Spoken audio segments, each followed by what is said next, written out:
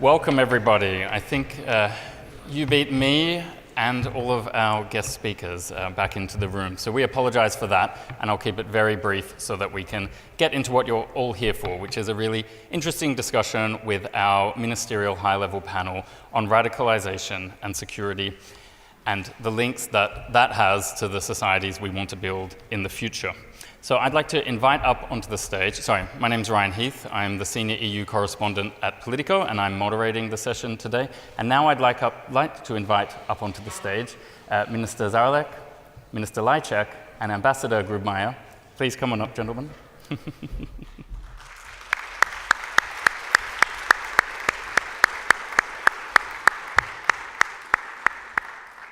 So the way we'll run this session is that each of the speakers will give introductory remarks, and then we'll return to our seats and do a little bit of technical wizardry and whip out a special headset microphone from our jacket pockets and have a discussion up here, and then we'll include you, including via the Slido website, any of the questions that you want to ask the ministers and the ambassador.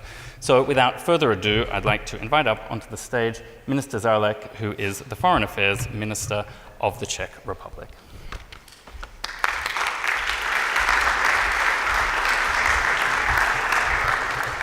Thank you, dear guests, ladies and gentlemen. Dear guests, allow me first of all to welcome you all here in our boosting cosmopolitan city, Prague. I'm very glad that I have this opportunity to welcome you here, and allow me to tell you something.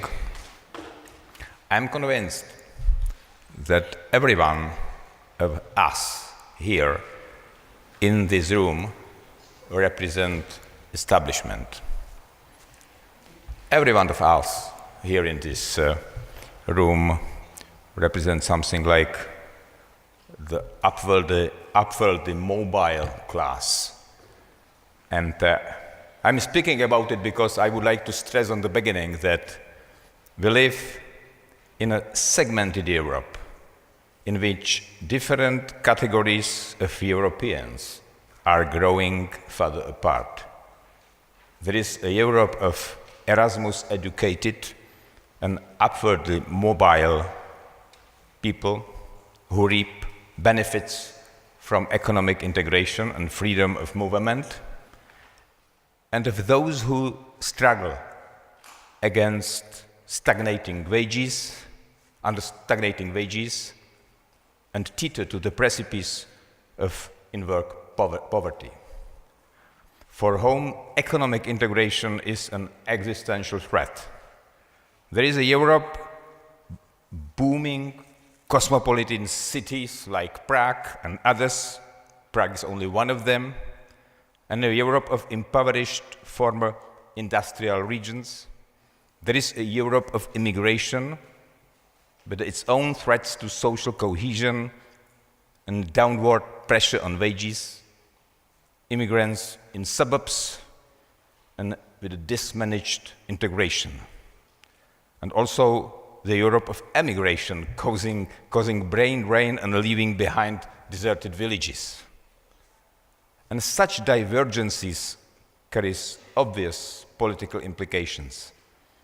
There is a Europe of those who embrace EU's postmodern identity and institutional framework as a force for peace and democracy, and those who feel alienated and excluded from what they see as an illegitimate agent of globalization madness.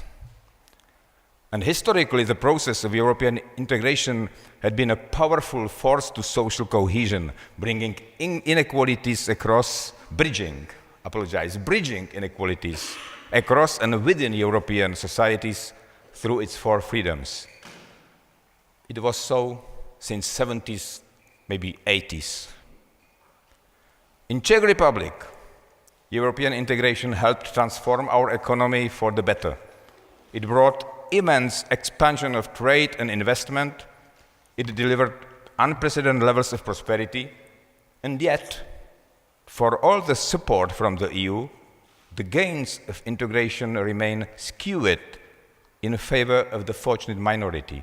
Nearly 3 decades after 1989 and 13 years after EU entry, it is now obvious that the promise of real convergence with Western Europe in wages and living standards is failing. EU's inability to close the social gap is the single biggest risk to the common market and to Europe's long-term political cohesion.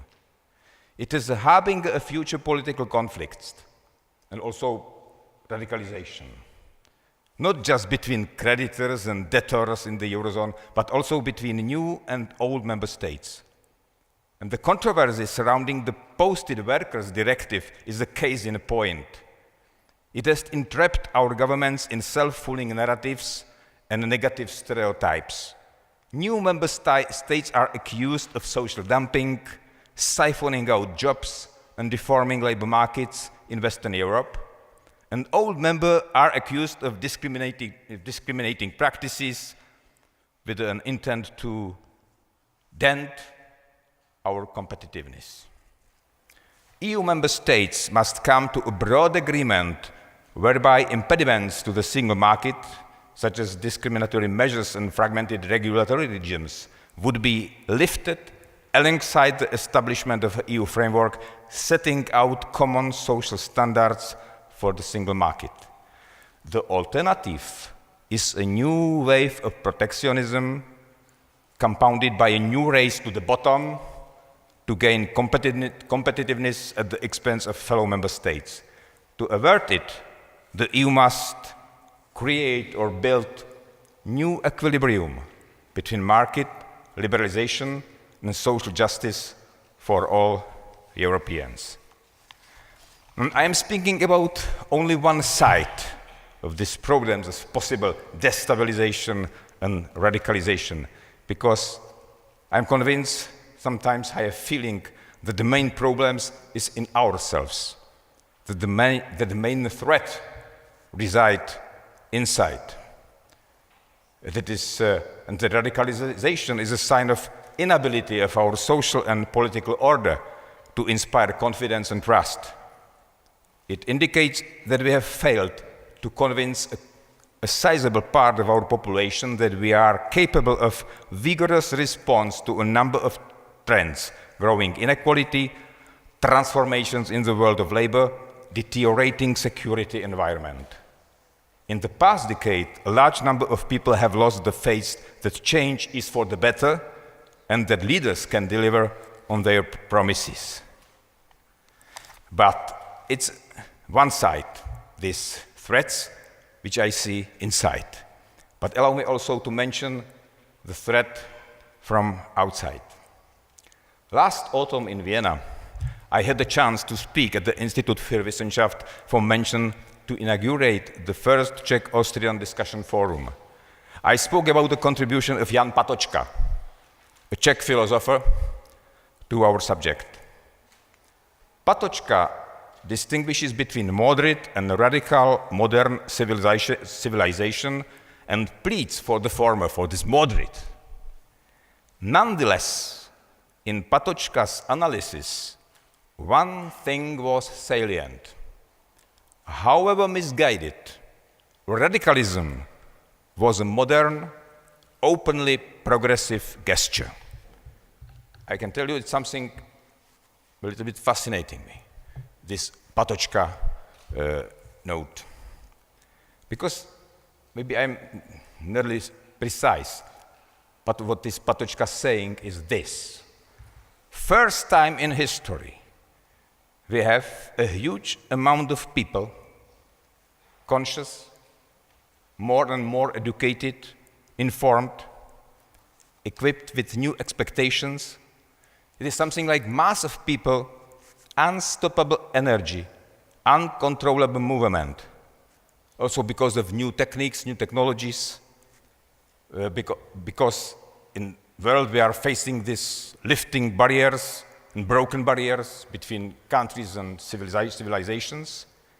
We have something like new openness in our planet. And at the same time, as this Patočka is stressing, it's logical that we have to face also this growing tendency to violence, terrorism, and chaos. All these features are signs of loosening of masses of movement. But the question is how to bind, how to harness, how to master this movement of this power. And what seems really fascinating, then when I read one of the last articles of Zbigniew Brzezinski, I was surprised that Brzezinski is for maybe 20, 30 years speaking about something very similar. Brzezinski is also speaking about something like wake up or awakening, which we are facing now. And he's saying, we should be focused on the non-Western world's newly politically aroused masses. Long repressed political memories are fueling in large part the sudden and very explosive awakening energized by Islamist extremists in the Middle East. But what is happening in the Middle East today might be just as the beginning of a wider phenomenon to come out of Africa, Asia, and even among the pre-colonial peoples of the Western Hemisphere in the years ahead. And it is something new because Brzezinski is convinced that periodic massacres of their not so distant ancestors by colonists and associated wealth seekers, largely from Western Europe, resulted within the past 2 or so centuries in the slaughter of colonized people on a scale comparable to Nazi World II crimes, literally involving hundreds of thousands and even millions of victims. And political self-assertion enhanced by delayed outrage and grief is a powerful force that is now surfacing, thirsting for revenge, not just in the Muslim Middle East, but also very likely beyond. It's interesting because Brzezinski is saying in a very similar way like Patočka that the education and growing education is the source of this awakening and is also the source of this radicalism, if you understand. Because people which are more informed, which are more educated, people which have more information, people with the new ambitions, with the new imagination, these people are looking for some different way of life, and maybe are asking this fundamental question, what is the source of these new movements, new powers, new radicalism and extremism? It seems interesting to answer that also education is the source of this new movement. And this raising masses, as Patočka is saying, is something very closely connected with this new picture. And maybe it is also one very interesting is this Brzezinski noticed that he is convinced that what we are facing now is something like a return of our colonial past. And maybe I would like to skip the history of Latin America and US and others, and it's better to leave out. But allow me to mention only this, only few examples, because there is big tendency to forget many things from our history. In India, it was in the second half of the 19th century, the British are suspected of killing up to 1 million civilians in reprisals stemming from the Indian Rebellion in 1857. The British East India Company's use of Indian agriculture to grow opium, then essentially forced on China, resulted in the premature death of millions, not including the directly inflicted Chinese casualties of the First and Second Opium Wars. In the Congo, which was the personal holding of Belgian King Leopold, 10-15 million people were killed on the end of 19th century and beginning of 20th century. In Vietnam, recent estimates suggest that between 1 and 3 million civilians were killed from 1952 to 1975. As to the Muslim world in Russian Caucasus, from 1864 and 1867, 90% of the local population was forcibly relocated, and between 300,000 and 1.5 million either starved to death or were killed. Between 1916 and 18, tens of thousands of Muslims were killed when 300,000 Turkish Muslims were forced by Russian authorities through the mountains of Central Asia and into China.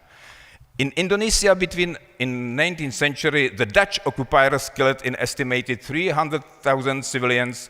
In Algeria, following a 15-year civil war, French brutality and disease killed 1.5 million Algerians, nearly half of the population. In neighboring Libya, the Italians forced Cyrenaians into concentration camps, where an estimated maybe 500,000 people died between 1927 and 1934. More recently, in Afghanistan between 1979 and 1889, the Soviet Union is estimated to have killed around 1 million civilians. 1 million civilians. 2 decades later, the United States has killed 26,000 civilians during its 15-year war in Afghanistan. In Iraq, 165,000 civilians have been killed by the United States and its allies in the past 13 years. The disparity between the reported number of deaths inflicted by European colonizers compared with the United States and its allies in Iraq, Afghanistan may be due to, in part, of the technological advances that have resulted in the more productive use of force, and in part as well to a shift in the world's normative climate. Just as shocking as the scale of these atrocities is how quickly West forgot about them. And then why it seems to me very effective to recall to these figures when we want to speak about radicalization and when we are asking questions how it is possible that we are facing so much hatred and violence.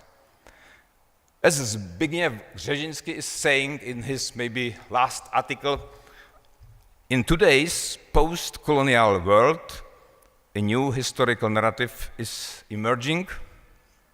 We can't be surprised. A profound resentment against the West and its colonial legacy in Muslim countries and beyond is being used to justify their sense of deprivation and denial of self-dignity. And maybe what I can recommend on the end of this, speech, probably what we need is patient persistence in forging cooperation relationships with some partners, old and new, as well as joint efforts with more established and historically rooted Muslim states like Turkey, Iran, Egypt, and also probably Saudi, if it can detach its foreign policy from Wahhabi extremism. I am convinced that we have not so much option. I am convinced that now in these days, we have maybe the next 20 years. These next 20 years maybe is chance, and maybe the last phase of the more traditional political alignments with which we have grown in the past, comfortable, and now we have to use them to respond needs to be shaped now. Because probably the rest of this century, we will face much more complicated issues and we will be increasingly preoccupied with survival as such on account of confluence of environmental challenges. And probably those challenges can only be addressed responsibly and effectively in a setting of increased international accommodation. And we have to develop something more effective than we have now.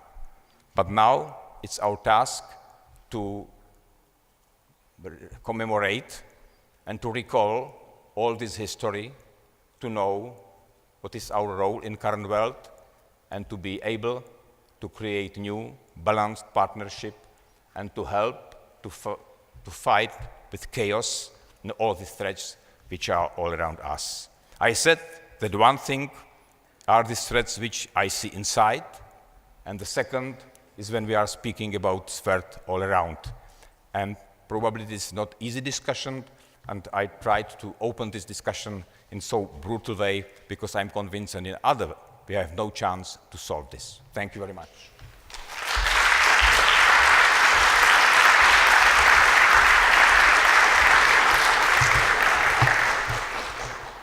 Thank you very much, Minister. I think in a world where presidential tweets now count as official statements, it is very useful to remember that whether it's from convergence and its failures on one hand to the effects of colonialization on the other, there are a lot more deeper questions and deeper layers to the challenges of our times than what you can capture in a mere tweet.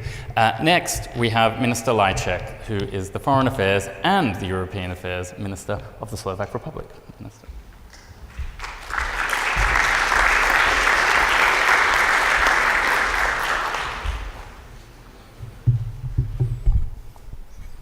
Dear Minister Zaorálek, milý Lubomír, Excellencies, distinguished participants, good afternoon. It's always a pleasure for me to be in beautiful city of Prague, where I started my diplomatic career. And I'm also glad that I'm taking part in this conference, because conferences are about dialogue, about listening to each other, and that's the essence of our profession. What's not so pleasant, though, is the topic of our session, which is the radical extremism in Europe. And it's a phenomena that we still struggle to understand, to grasp, to cope with, let alone to prevail. Let me remind you that on 28th of June 1914, shots in Sarajevo set off a chain of events that ultimately led to the World War I. And our continent had not learned its lesson. Not more than 30 years later, the world's most catastrophic conflict happened, only to be followed by 40 years of the Cold War. And as this was not enough, the Balkan region went through its own nightmare during the 90s. So did we Europeans finally learn our lesson? At the outset, it seems so. Integration, political stability, economic prosperity, and freedom, or even four of them: free movement of goods, capital, services, and labor. And yet, here we are today, 2017, almost 103 years after Gavrilo Princip took the gun, feeling compelled to discuss the political radicalization in Europe. And political radicalization, unfortunately, could exactly be the reason why we might become the first generation after the World War II in Europe that cannot guarantee a better life and better perspective for our children. So it's a serious stuff to discuss, and I listened very carefully to the presentation of Minister Zaorálek, who spoke not only from his personal experience and not only as a foreign minister of the Czech Republic, but also as a chair of the Committee of Ministers of the Council of Europe. Yet, what I want to say is that the political radicalization is not limited solely to Europe or any other continent only. It grew into a global issue, and so it requires a global response. So I'll try to address it also from this perspective. Also because, as you might know, I recently gained the trust of 193 member states of the United Nations General Assembly to preside over its 72nd session. So I'd also like to bring into our European discussion about political radicalization also a UN perspective. Because the experience of Europe is important for the United Nations, and the engagement of the United Nations is critical for Europe. And the United Nations had to learn its lessons too. The organizations had to improve, modernize, and react to new global challenges, such as radicalism and extremism. On one hand, they have been present in the world's history for centuries. On the other, the need to address them globally has become urgent, especially in terms of the widespread scourge of terrorism. History is yet to determine the impact of 9/11, but I think it's safe to say that 9/11 has changed the way we respond to terrorism, has changed the world, and has also changed the United Nations. Some might say that the UN only reacted to the 9/11. But if we examine the UN response properly, we see that the UN has adopted a complex approach. The valid UN Global Counterterrorism Strategy was built on 4 pillars. First, addressing conditions conducive to the spread of terrorism. Second, preventing and combating terrorism. Third, building member states' capacity. And fourth, ensuring the human rights and the rule of law as fundamental basis for the fight against terrorism. While this strategy remains the most important global instrument to enhance efforts to counter terrorism, the UN also continues to evolve and adapt as an institution. In this regard, I welcome the ideas of the UN Secretary General to consolidate and rationalize the UN counter-terrorism architecture.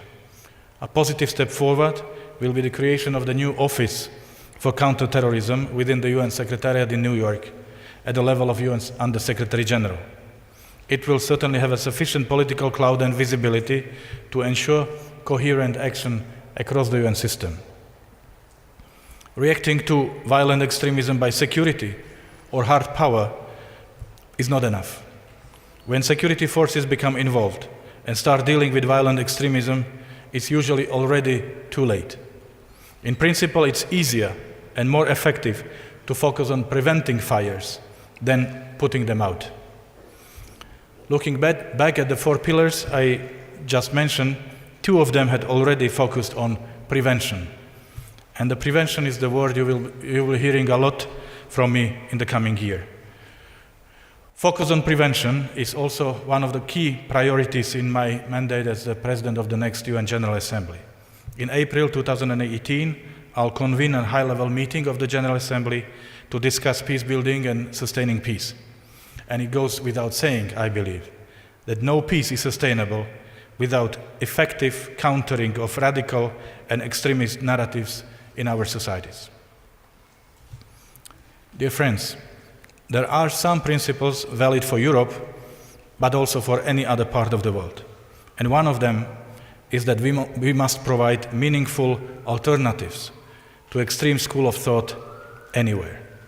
Because violent extremists are not born, they are made. Made primarily of young generation. So when young people are learning to hate, we must teach them peace. When violent extremists promote fear and division, we must respond with skills, with opportunities for civic engagement, and with space for intercultural dialogue.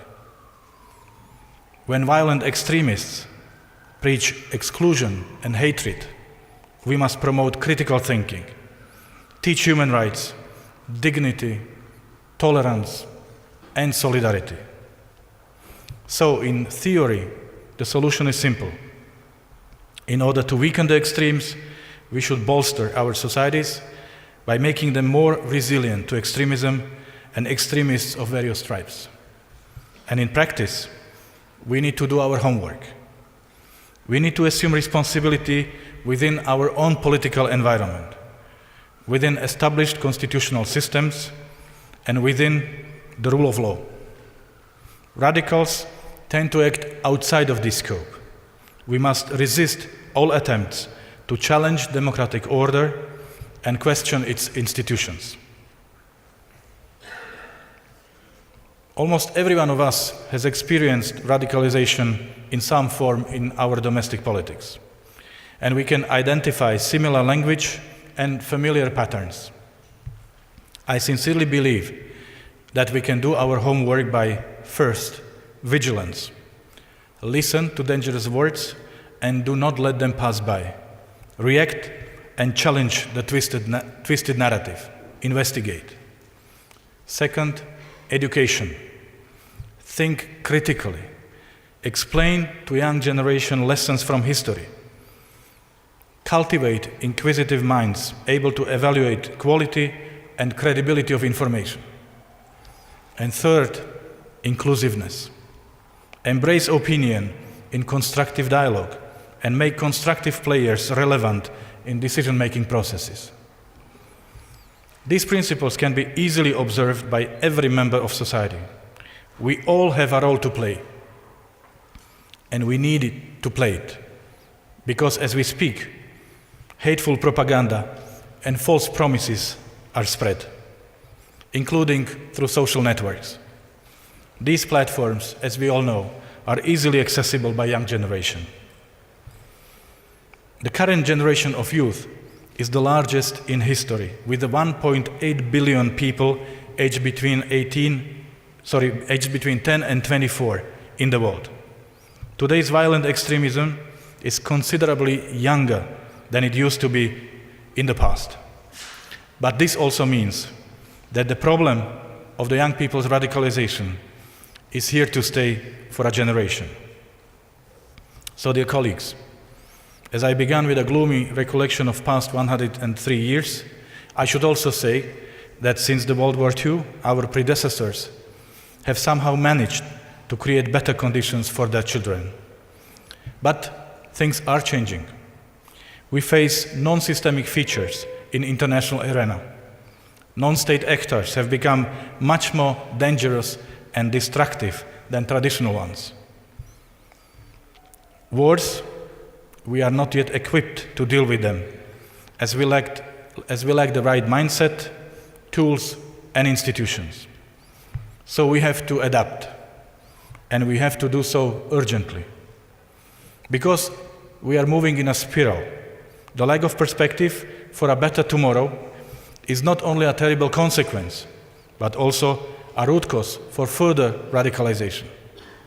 Within this spiral, extremists feed off each other.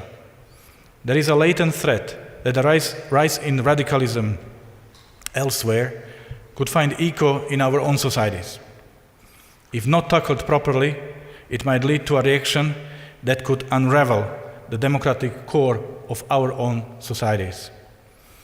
So let me finish again by quoting the UN Secretary General, who less than a month ago, in his speech in front of the European Parliament in Strasbourg, said, "A strong and united Europe is a strong pillar of the United Nations." And there are at least two common denominators for all radicals across our continent. First, they don't want Europe united, and second, they don't want effective United Nations. Therefore, our strength is unity, because only together we can deliver. I thank you for your attention.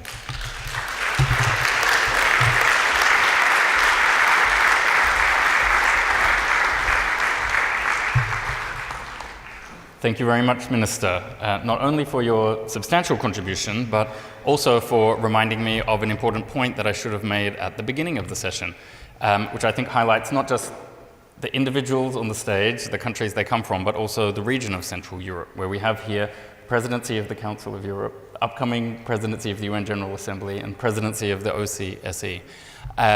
So that is quite a coming together of influence and a reminder of why forums like this are valuable. Next we have Ambassador Lubomír, who is the Austrian ambassador to the Czech Republic, who is replacing Sebastian Kurz, who was originally scheduled to be on stage today. I'm quite pleased that you're here because it allows me to be the youngest person on the stage. I was a bit worried when I saw Minister Kurz was going to be here. But Ambassador, please, we invite you.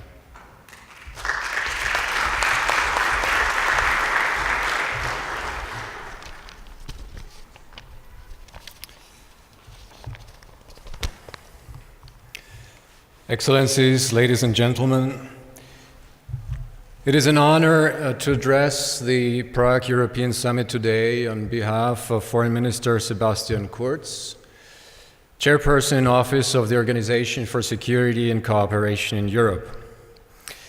Ladies and gentlemen, Europe is facing a large number of serious threats and challenges, be it with regard to internal or external security and stability.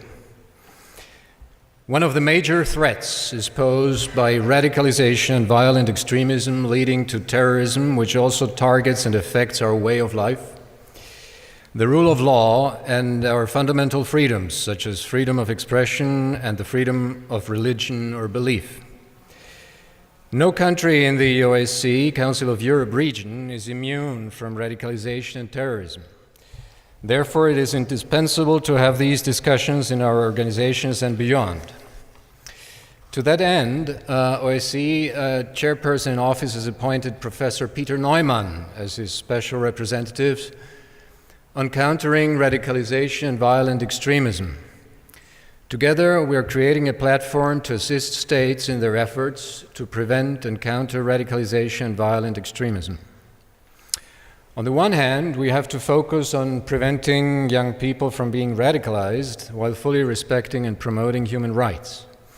On the other, we have to do our utmost to identify and deal with the threats stemming from homegrown terrorism committed by radicalized individuals. At the same time, we need to adequately prosecute returnees while keeping the door open to reintegrate them into our societies.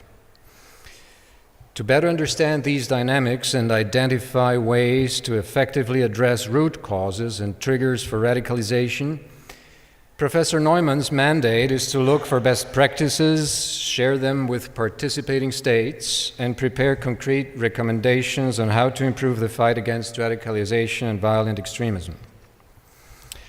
At the 2017 OSCE-wide counterterrorism conference held on 23rd, 24th May in Vienna, attended by approximately 550 decision makers and experts, we had rich discussions about finding a difficult equilibrium, how to address preventing and countering radicalization and violent extremism, while at the same time upholding human rights and fundamental freedoms. We heard that states should strengthen their cooperation. In particular, information exchange is not always as fast and effective as it should be.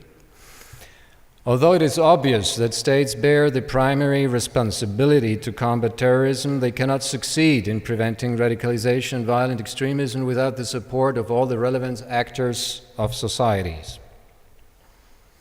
Young people are likely to be the prime target of terrorist propaganda. This is why the Austrian chairmanship has decided to put the contribution of young people at the front lines of our work. Since last year, we thus organized workshops in all OSCE regions affected by the phenomenon, starting in North Africa and Western Europe and continuing in the Black Sea region, Southeastern Europe and Central Asia.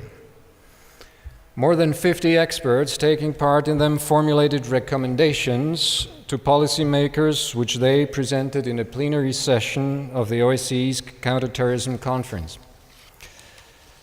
Let me just mention three common concerns that came out of their discussions. First, young people want and need to be included in strategies on countering violent extremism. Second, we need to develop measures to combat terrorist propaganda from social media. Third, there is a need for credible voices and stories as a warning where radicalization can lead to. The strength of these honest young voices from so many diverse regions was a powerful experience for the conference and I dare say for the OSCE as a whole. Excellencies, ladies and gentlemen, let me stress the full determination of the Austrian chairmanship to work closely with the Czech chairmanship of the Council of Europe. We're glad that in autumn the OSCE and Council of Europe will pursue and strengthen our institutional cooperation. First, by organizing a joint conference on internet freedom and the role of internet intermediaries in October in Vienna. Second, during the next meeting of the Council of Europe OSCE Coordination Group to be held in November, also in Vienna, where we shall discuss the topical issues of fight against terrorism and trafficking in human beings. Thank you for your attention.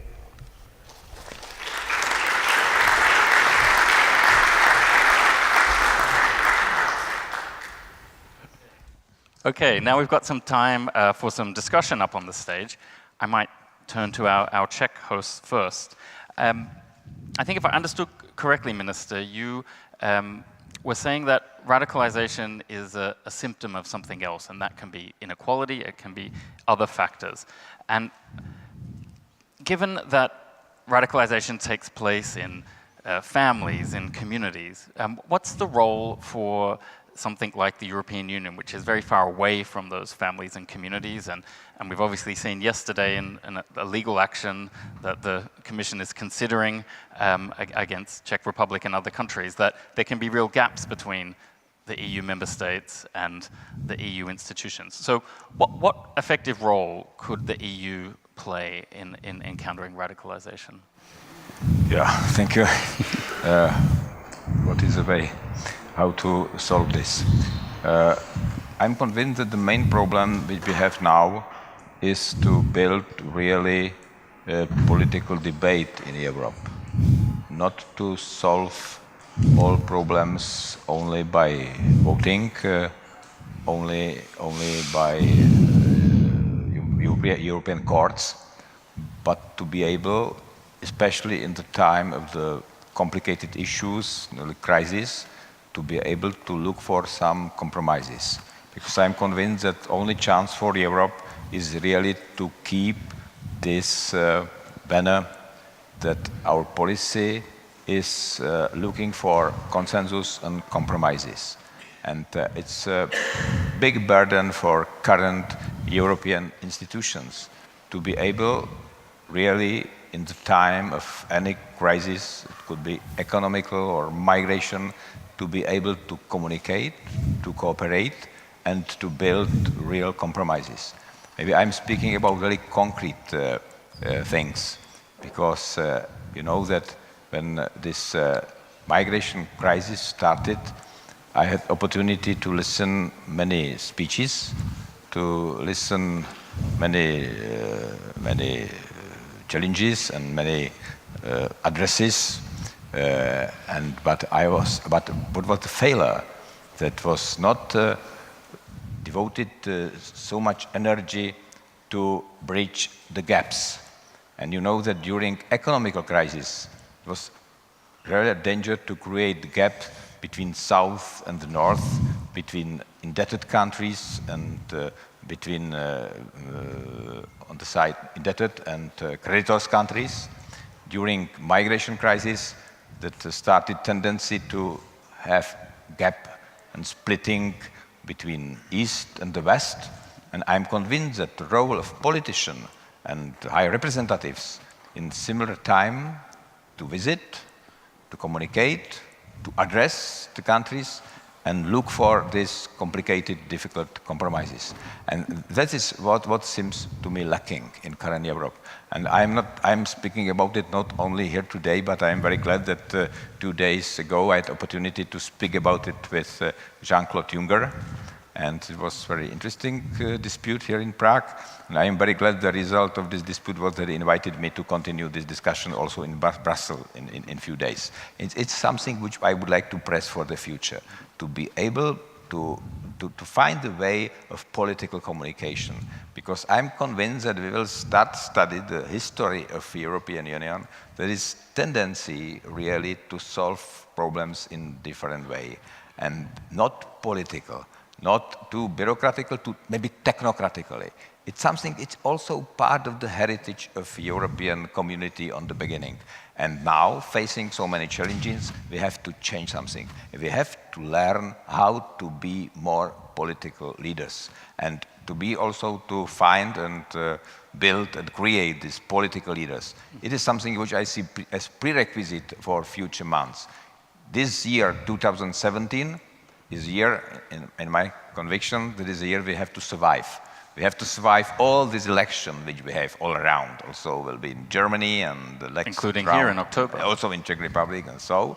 And after all these elections, we have to sit around the table and to start real political debate how it would look like for the future. And maybe it seems that it's too abstract. But I can speak about very concrete things we have to solve. I don't know, posting workers directive. Let's follow up on the migration point. What could be the ingredients of a compromise on migration? Is it that the EU needs to inject other elements in, like putting more effort into breaking the people smuggling rings, or is it that the Czech Republic and others would perhaps pay to not have refugees arrive? What would help bridge that gap at the moment? Because you've got 0 refugees on one hand and the Commission designing complicated systems that you don't want on the other hand. So what could be bringing you together? I'm not sure that I'm able to summarize all these things which should be done. I'm convinced that during this debate which we are starting now, especially on this issue, will be opportunity to show where we see all these problems. Because, you know, on the beginning of this migration crisis, we started these pilot projects, maybe, but I saw no analysis after this project was finished. Maybe and we started the second project. But what we are now raising is that nobody was willing to make some summary and to say how things are really developing. And now we have summary of things which seems to us unacceptable.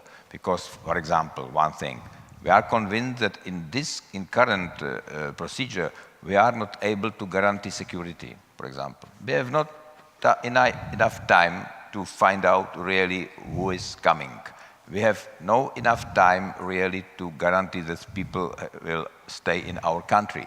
There are many items which we would like to raise and to solve.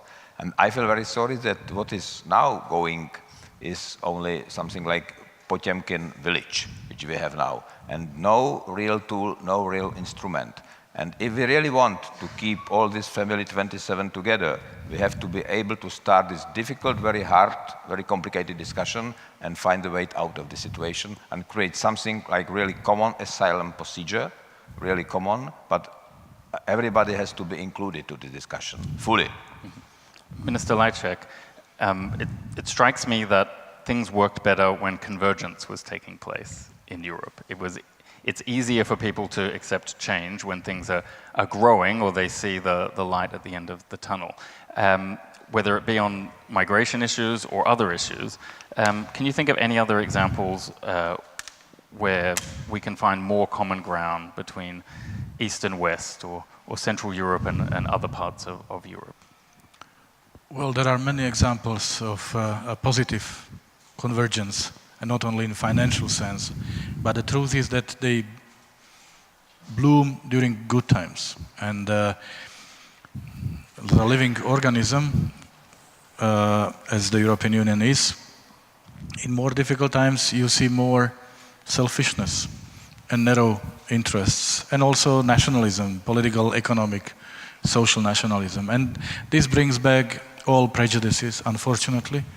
And this is what we have seen so brutally 2 years ago, when we really thought that the old divides into the old and new, or West and East, have really been overcome, but it all reappeared so dramatically. So first thing is that we have to make sure that our European project is a project for bad weather, not only for good weather.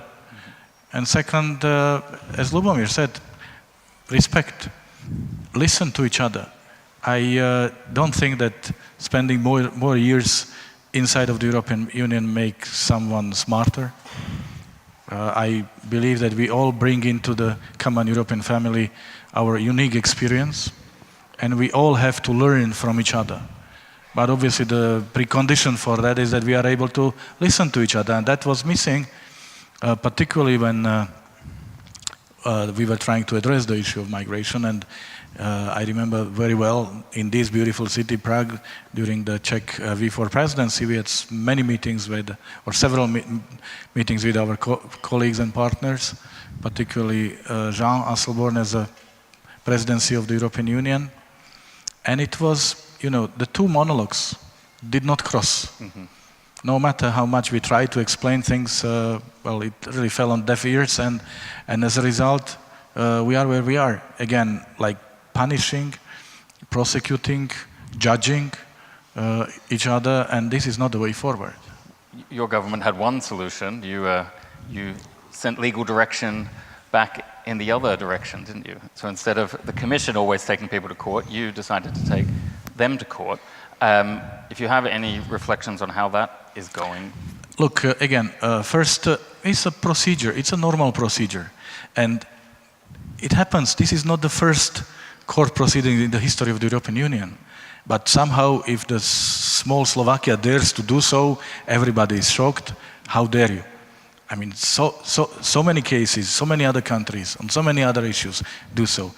And second, we have turned to the court on the basis of a procedure, because we really believe that in issues of such complexity as the migration issue cannot be decided by the qualified majority at the level of one sectoral minister, so which is the ministers of interior. Migration is not an issue for ministers of interior only. And again, we want to make it clear. The feeling was that there was somehow the attempt to come up with whatever solution just to pretend we have a solution, and if you hear voices that it will not work, as it is not working, so, kill the messenger rather than look into the message. One observation I would have, just as a final question there, is that the Visegrad group really made its mark via this migration debate. That's my impression as an outsider. And you could say that was in a negative sense, because it was blocking an action that was pushed for by Merkel, by the Commission. But everyone knew who you were by the end of that discussion, and that there was a new force in town, that the EU had to factor in new groupings and new ways of thinking. Do you see more things on the horizon that are more proactive and positive rather than reactive or blocking, that the V4 can make its mark? We are proactive and positive, but we were not listened to. That's the problem. And somehow, again, it creates the feeling that all you are expected to do, being a member of the European Union, is to shut up and vote, as you are told so. But that's not what we understand from the European integration, and we are great supporters of European idea and European Union, and our government is very strongly pro-EU government. But it says nowhere in the treaties that you have no right of having your opinion, you cannot present your views. We want to be part of the solution, we never want to be part of the problem. But if a different opinion is a problem, then something must be very rotten. There's a more fundamental issue. Now, Ambassador Grubmeier, a slightly different tack. In your speech, you were talking about the importance of listening to young people, or including the young people themselves in strategies around radicalization. And you mentioned one example of where you were hearing from them. Have you got other examples, whether it's in your own work, whether it's government programs, that you can share with other countries where young people are really taking a lead and taking control of the threat of radicalization in their own networks and communities?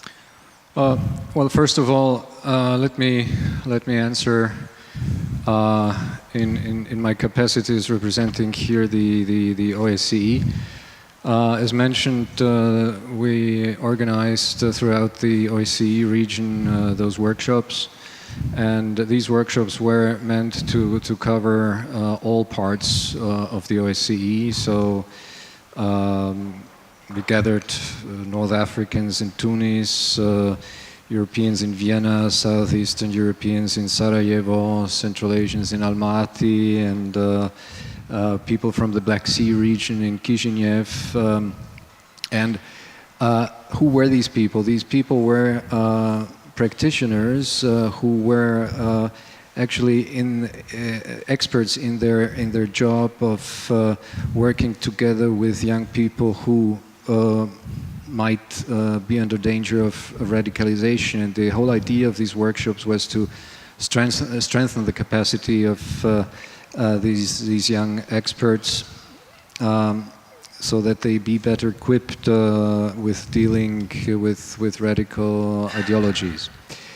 And those participants then, some of those presented their results at the anti-terrorism conference that I mentioned. So I think from the point of view of the OSCE, a maximum was done what this organization can do in terms of dealing with the matter of radicalization. If you ask me this question on a broader basis, I mean, as bilateral ambassador, I would like to say that, I mean, with the Czech Republic, we have a very fruitful and positive dialogue in a series of areas, and these areas also include the exchange of young people. Both ministers, Zaorálek and Lajčák, mentioned the question of education. We are trying to promote together with the German embassy and the Swiss embassy as German language programs, because if you speak the language of the other person, then you understand the other person better. Mm-hmm. So this is not to say that we have between our two countries a problem of radicalization, but I'm just saying that we try to promote education, which was mentioned by both ministers before in their speeches, and this is something very important in our bilateral relationship. There is this initiative called Tandem, there is an initiative called Sprechtime, So we have some Austrian professors and lectors here in Czech Republic. So on a bilateral basis, I can say that we do the same thing, trying to promote mutual understanding, and I think it works fine. And how important is an organization like the OSCE? Oh, I always get it wrong. How important in comparison to other organizations, be it the EU, be it the Council of Europe? They also have different functions, but when there are tensions in a political relationship like between national governments and the EU, does it create a greater burden for you to fill, or is it really that they are acting in complementary ways? I wouldn't say, and I'm not in a position to evaluate the importance of the organizations. I would like to focus on the question of these organizations, on the cooperation of these organizations. So there is a good and fruitful cooperation between the Council of Europe and the OSCE, but also with the European Union. And I don't think that the OSCE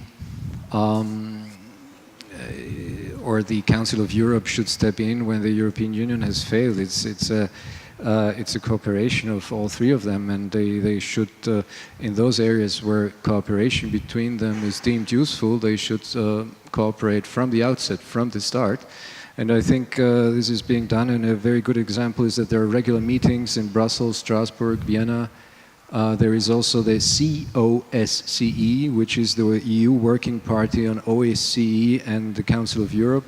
So I think the question is, or the main issue is the cooperation of these regional organizations. And as far as I can see, this works quite well. Let me only point out the strength of the OSCE. I mean, the OSCE has its field missions. And these field missions, as permanently installed missions, are very important.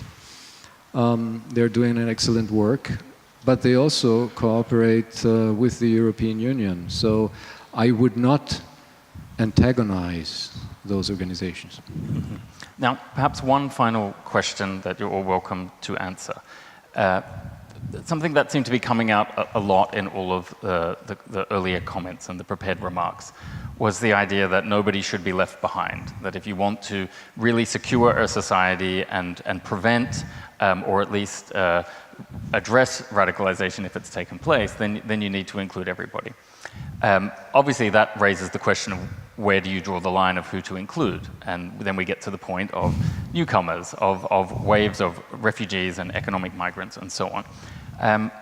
I wonder, given the struggles that individual nations have had just coping with including everyone who's already there, is that part of the tension that we're now facing? That each in your own countries, you're struggling to include everyone that's there, and you don't want to overload the system with more problems and more people with new arrivals? Or is it something else that you're struggling with in terms of that inclusiveness? If I may, we've heard the word quotas hundreds, thousands of times. But there is one word that I have not heard maybe once, which is called integration, which is an extremely important part of the discussion about migration. I'm sorry we ended up discussing migration when we came here to discuss political radicalism. But, I mean, one is not completely separated from the other, because taking in people shows your generosity and goodwill, but it does not stop the moment these people come. You have to be able to provide a level playing field, a future, opportunities. The moment they start feeling excluded, marginalized, they see no possibilities for self-fulfillment, they go radical, or they turn to other alternative options which are not good for our society. So what is terribly missing in our European discussion is how to best integrate the people we take in. And I think it's very short-sighted, and unfortunately the situation around us, Berlin or Manchester or London, confirms my words. So integration is important because you are not helping the people if they feel left out. There is one big slogan in the United Nations, which is a motto for the 2030 Sustainable Development Goals: leave no one behind. And I think this applies also to our discussions, both the discussion about migration, but also discussion about radicalization. So first, really, leave no one behind, and second, the communication. The problem of today is that we live in closed bubbles, I would call it. We speak about each other, but we don't talk to each other. And it stays for the interstate relations. One example, we keep speaking about Russia, but we don't talk to the Russians. And it stays also inside of our societies. We talk about young people. How able are we to reach out to them in a way that they would listen to us? So, if you want to reach out to some parts of your society, you have to do it through the sources, through the people they trust. If you speak about the young people, it should be through the young people. Education obviously is a key word, and we all mentioned that, but it's obviously not a short track run. It's a process. But to start with dialogue, to start with listening to each other, and to try to approach the people who are marginalized through local communities, through offering programs. We are spending huge money on number of projects, but this is number one priority. And as I said at the beginning, we are still trying to understand the size of the menace that we have to deal with. So a bureaucratic approach will not help, or the standard cliches or standard ways of solving problems will not help us, but we have to be creative here. But obviously you will never fail if you are reaching out, if you are engaging in dialogue, and if you are able to listen and to hear what they are telling you. Yeah, thank you. Yeah, I know that it's very easy to repeat only these words, to say we need to include people, nobody has to be left behind, and so it seems that it's very, very plain how to program and plan. But in reality it is much more serious. I have read that this wave of globalization is maybe the third wave in our history. The first was sometimes in 16th, 17th century. The second was Industrial Revolution. And what was the response on this second wave of globalization? I feel very sorry, but it seems to me the massive response was fascism and communism. The result of second wave of globalization was fascism and communism. Do you see how it is a risky process? Because if this process will alienating people, if people has feeling that they are lost in these globalization processes, the response which could be effective is similar dangerous, violent response as was, for example, fascism. That is our situation now. If we are speaking that we are facing the third wave of globalization, it's maybe not so surprising that we are speaking about radicalism and extremism and other things. There are, in this period, there are concrete responses and answers on this dangerous trend of globalization. People are raising, people more informed, educated people are raising, and we have new leaders which are now declaring that they are speaking for people. Who is the main enemy for these people? Globalization, establishment, and cultural liberalism. Why?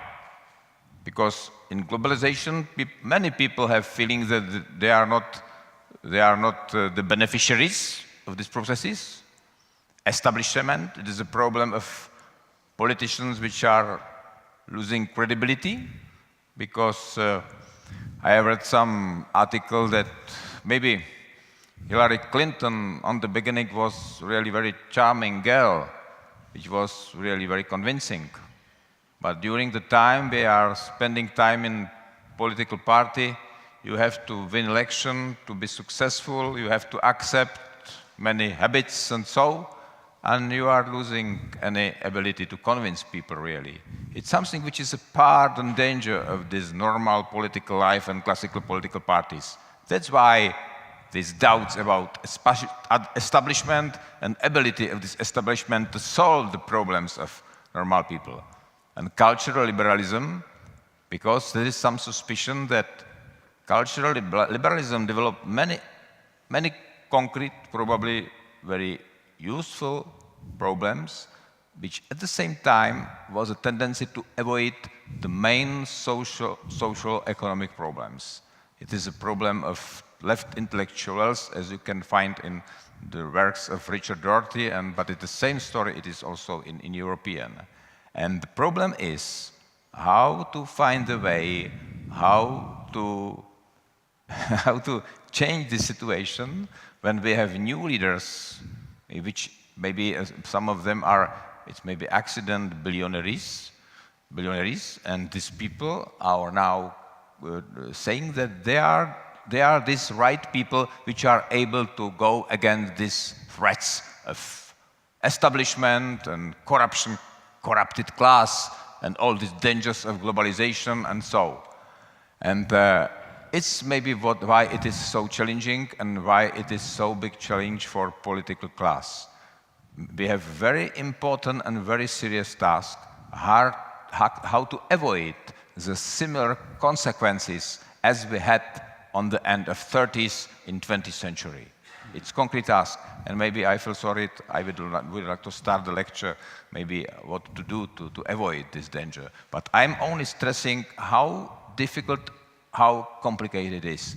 It's a crucial point, it's our role maybe to avoid these dangers of maybe much more massive violations and struggles and fights, and absolute maybe tendency to destroy current political stages. I'm positive. In my opinion, I'm convinced that after all this election in 2017, I'm convinced that we could be strengthened. In opposite to Brexit, in opposite to turmoils in US, I'm convinced in Europe we have chance to sit around this table to find a way out of this. It's my personal conviction. I'm convinced that we can have chance to be strengthened also after this year 2017.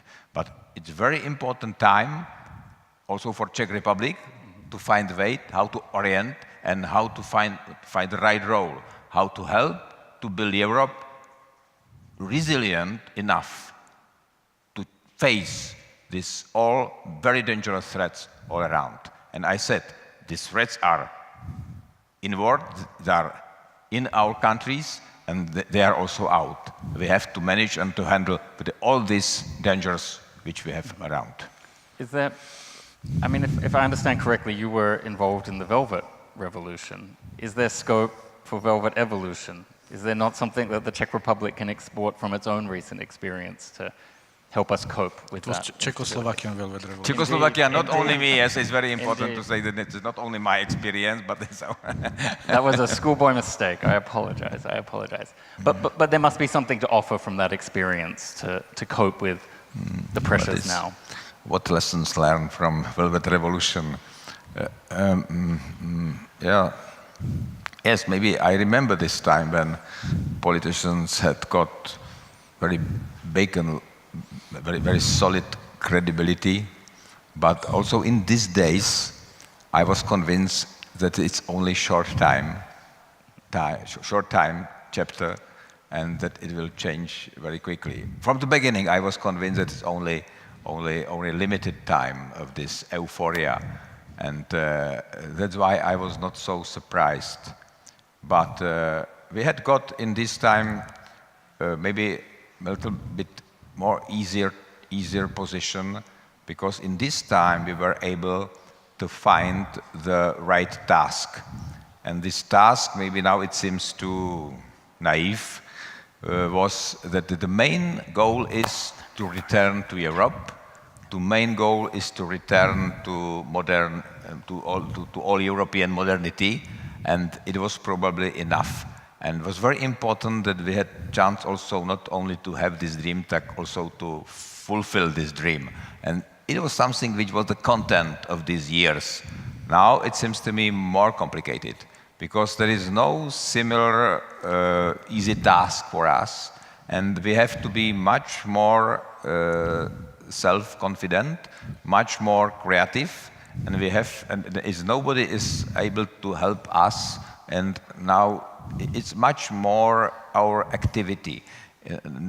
Because I'm convinced that many problems which we have now here in the East, I am speaking about populism and all these doubts about globalization and establishment, it's absolutely clear that in the West, in the United States, are absolutely same problem.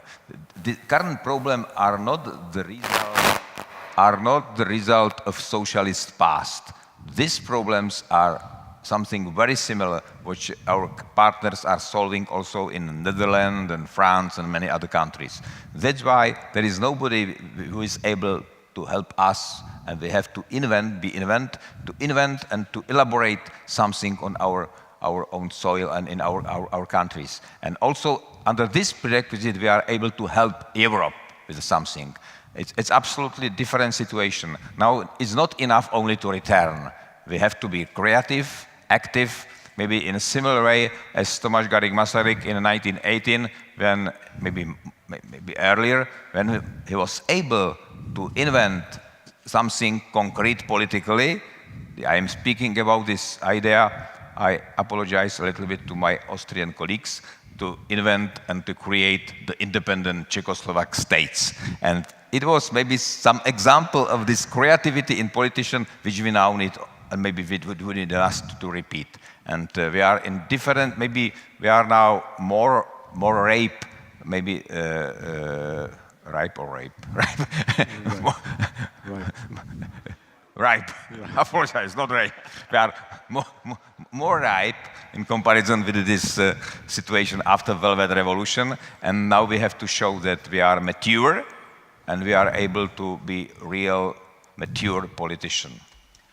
If I may, time to wind up, but one final thought. I just wanted to add to claim my part of the Czechoslovak Velvet Revolution. When you try to find parallels between the times back then and now, there is a paradox. Dramatic changes were taking place, and yet the atmosphere was extremely positive. People were good. People were full of enthusiasm. People were really attentive to each other. And that's why that revolution was called Velvet. Right now, unfortunately, there is too much of cynicism, skepticism in the air, in the media, in the society. So, funny enough, we were living much more difficult lives in a non-democratic society, but we were being told every day how beautiful the life is. Right now, we live much better life in a democratic society with much higher material standards, but we are being told every day how terrible is everything around us. And of course, it does make its impact on the society. Yeah. So we tend to say that we have never lived a better life, and the atmosphere has never been worse than what's now. And I don't want to speculate what might come after, but whatever it will be, I'm afraid it won't be velvet, because what are the alternatives to democracy? Anarchy or dictatorship, and they are not very velvet. So therefore, my appeal to all of you would be, let's resort to common sense more often. Let's be less influenced by the emotions, and let's try to judge things on their merits. And I think it will help us all, and it will help to improve the atmosphere in our societies. Well, let's start the positivity now by thanking each of our speakers, and we will close the session now so that we don't fall behind in the schedule. I really valued each of you and your inputs, so thank you on behalf of the audience, and now let's give them a round of applause. Thank you very much. Thank you.